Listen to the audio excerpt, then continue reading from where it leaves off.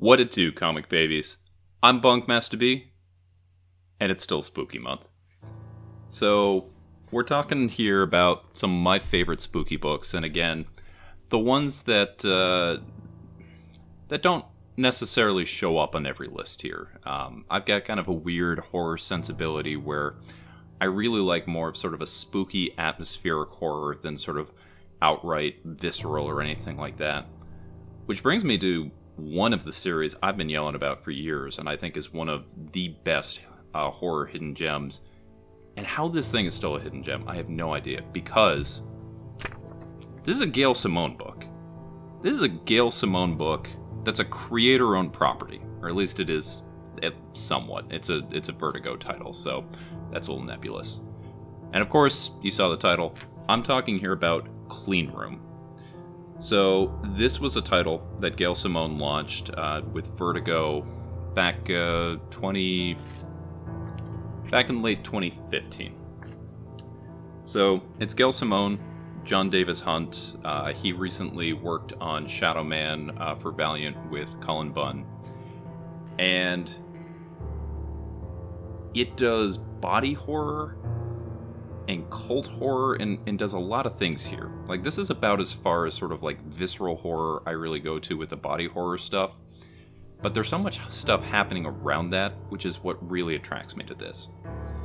So this was one that when I was getting back into comics this time around, I went looking for some of my favorite creators, what they'd been doing in the time that I'd been out, and trying to find their series.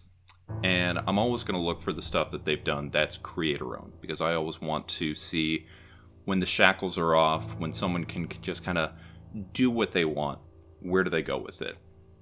And it didn't seem like Gail Simone had done much that was creator-owned. Most everything had been within established universes doing things with other people's characters. This was about the only one that I was able to find. And again, wasn't super into horror, but it's Gail Simone, so I bought it sight unseen, and I'm so glad I did. The basic premise here is, so, you know, Scientology is kind of a crazy cult, and people get drawn in, and bad things happen to them. So what if it turned out Scientology was actually correct? And what if all of the sort of crazy things that we all sort of hear about when you watch those documentaries that are people that are out and things like that? What if all the things that Scientology is saying is true?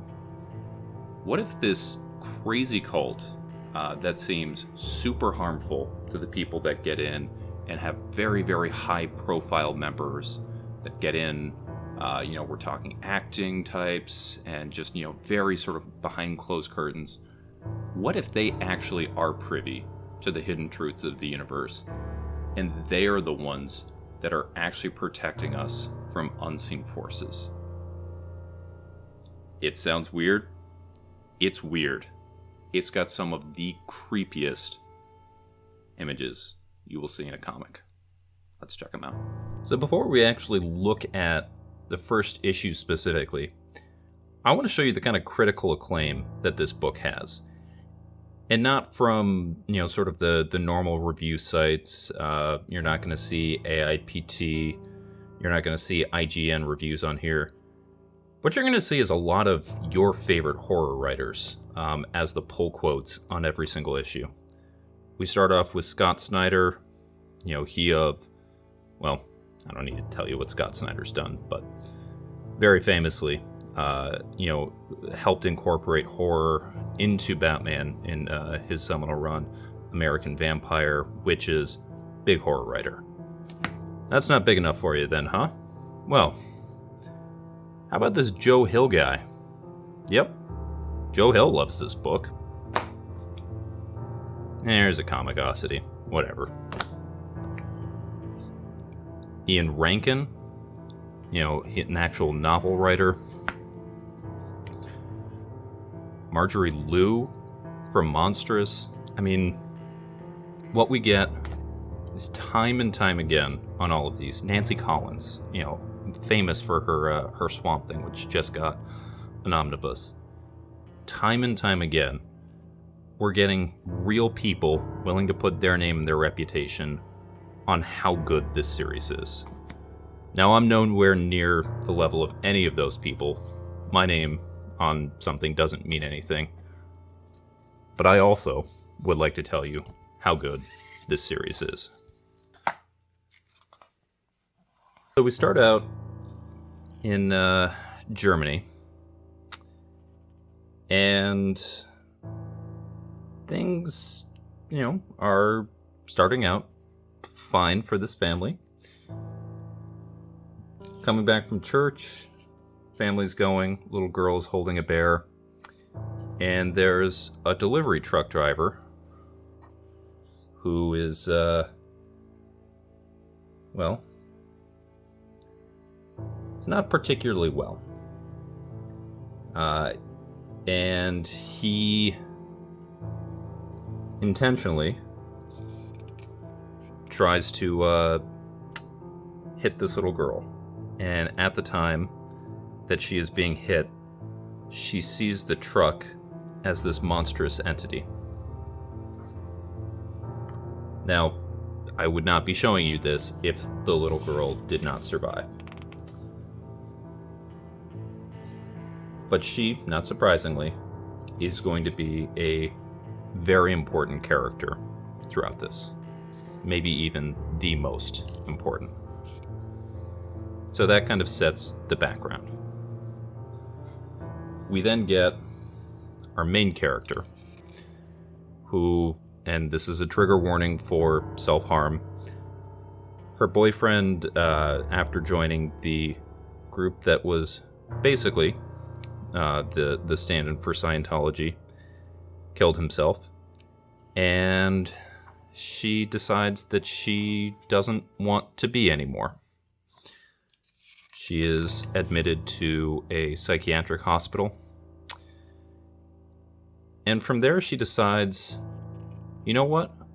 I do want to be around some more, and I want to expose what this creepy cult did to my boyfriend that, well, I think actually fiance, that made him want to end his own life.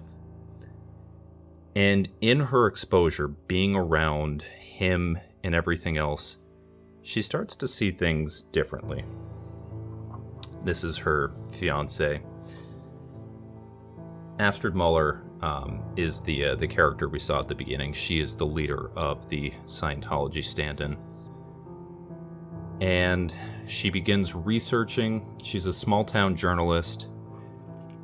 And she starts looking into basically everything surrounding this particular, we'll just call it a cult.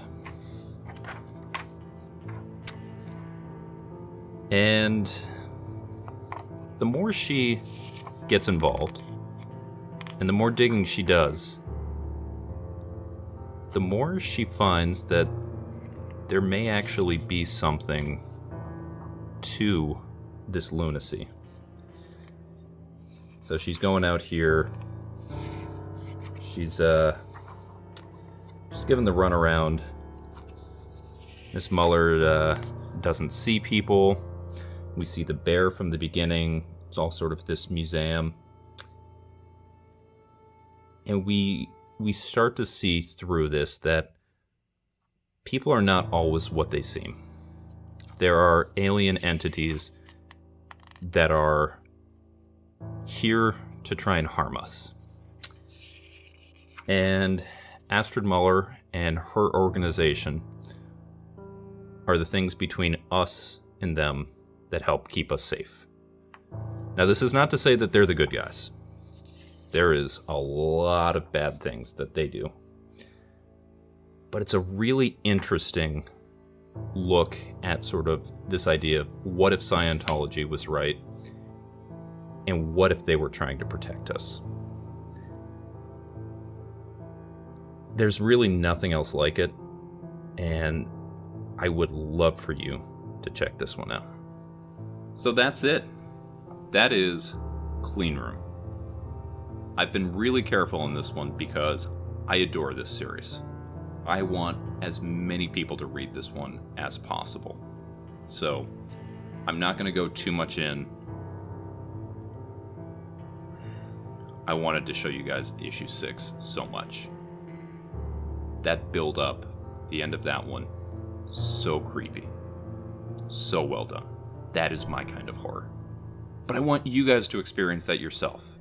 So I'm not doing that. Unfortunately, the series has never had a proper collection. I have it in the singles. That's how I read it. I think they made 3 trades, which would line up with what it is. They're pretty out of print, but I don't think they're hard to find. I think you should be able to find used copies for pretty cheap. And if you're in the US or you have access to the Hoopla e-comic service, I'm pretty sure they're on there. So however you can, go out and read this series. It's fantastic. The art, I wouldn't say takes a dip. The artist changed. John Davis Hunt leaves the series a little bit later on. It's still fantastic. It's still Gail Simone. She's still doing her thing. She always said that she wanted to do like a season 2 of Clean Room, and I'm so mad that it never happened. If I ever get the chance to meet her, I'm first going to thank her for all the great stuff that she's done, and then second, I'm going to be like, can we get season 2, please? Please? That'd be fantastic. But, that's me. What do you guys think? Have you read Clean Room? I'm going to say probably not, just because it's not one I hear a lot of people talk about. But if you have, let me know. Did you like it? Were you not a fan of it? Either way, my feelings won't be hurt. Might be a little hurt, but I'll get over it. I'm a big boy. Let me know down below in the comics. In the comics and the comments. But with that, I've been Bunkmaster B. You all have been amazing, and I'll catch you next time.